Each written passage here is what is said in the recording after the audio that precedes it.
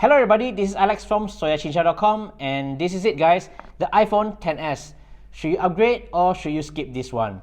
Let's unbox the device and we'll try to tell you everything you need to know.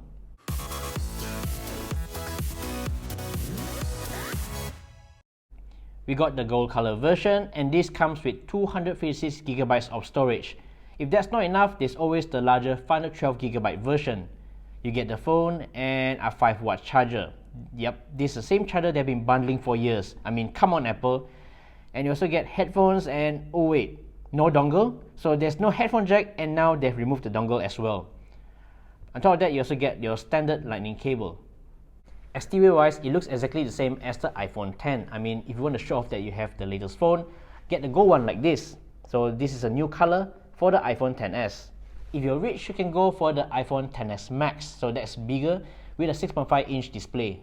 As you would expect from Apple, the iPhone XS feels very premium in the hands. It's quite heavy because it uses stainless steel for its metal frame, and this new gold color looks pretty unique.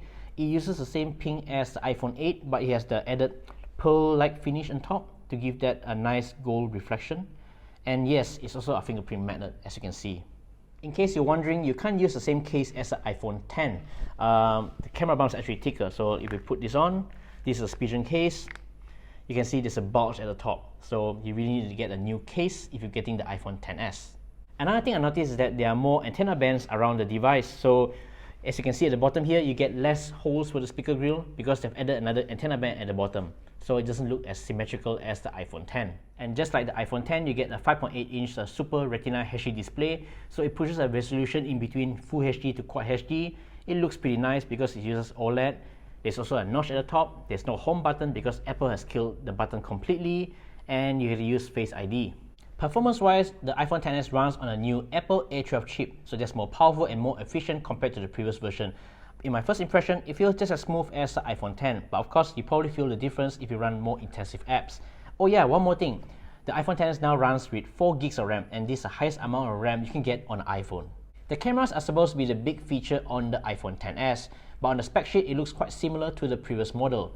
You still get two 12-megapixel cameras at the back. The main one has an f1.8 aperture, while the secondary lens has an aperture of f2.4 with 2 times optical zoom. As usual, both lenses has optical image stabilization. What's new on the iPhone XS is a new sensor. So it has a larger 1.4 micron pixel size, which is larger than the previous one that has a 1.22 micron pixel size. Also new on the iPhone XS is a new depth control for portrait mode. So quite similar to the Galaxy Note 9, you can adjust the amount of bokeh you want after the shot is taken. The iPhone XS can record 4K videos up to 60 frames per second, and the new improvement on this device is that it can record audio in stereo. And also the stereo speakers have been improved, and in terms of water resistance, it's now upgraded to IP68, and Apple says that you can submerge this up to 2 meters deep for not more than 30 minutes. In terms of selfie, it shares the same 7-megapixel camera as the previous iPhone X. You also can do any emojis, and there are a couple of new features that's bundled in with iOS 12. The iPhone XS has a 2658 mAh battery, and that's actually smaller than the iPhone X. But because of the new 7nm processor, which is more efficient, Apple says you can get 30 minutes more battery life compared to the iPhone X. From my experience with the iPhone X, which I've been using for 1 whole year now, the battery life isn't as great as compared to the iPhone 8 Plus. So with this new improvement, I'm not sure whether it's capable enough to push all-day battery life. In terms of pricing, it's going for about 5,000 ringgit for the base model in Singapore and Australia, and we reckon that it's going to be priced about the same price range when it's launched in Malaysia officially. If you want to get it cheaper, well, you can get it from Hong Kong. So they're selling the base model at 4,600 ringgit if you convert directly. So the question is, should you get it? Well, if you have an iPhone X, well, I think the answer is probably no, because the major difference here is just the processor and the camera. But if you're using an iPhone 7 or iPhone 6 or older models, well, yeah, jump right in. I mean, this is the best iPhone you can get right now.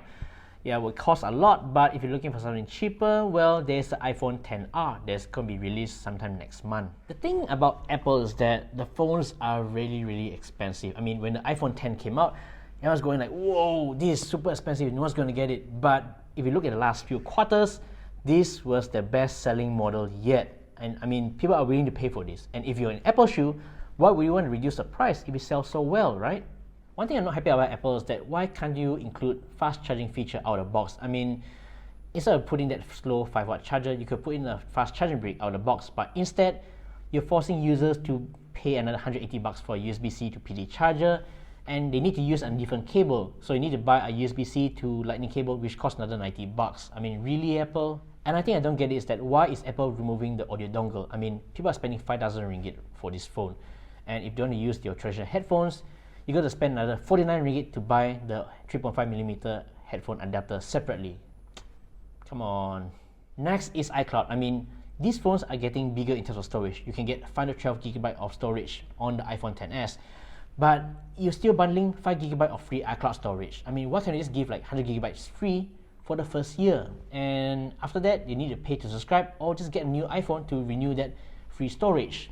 Wouldn't that be better? Of course, you want to talk about value. Well, there are other cheaper alternatives out there from the Android camp. You know, Samsung Galaxy Note 9, you can get half a terabyte of storage for 4,599 ringgit.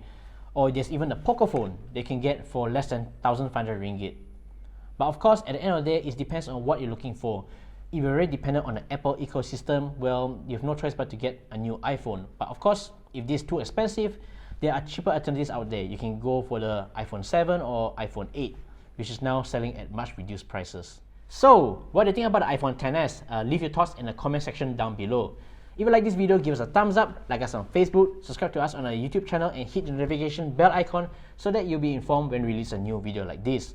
Thank you so much for watching, share this video, and we'll see you in the next one. Bye!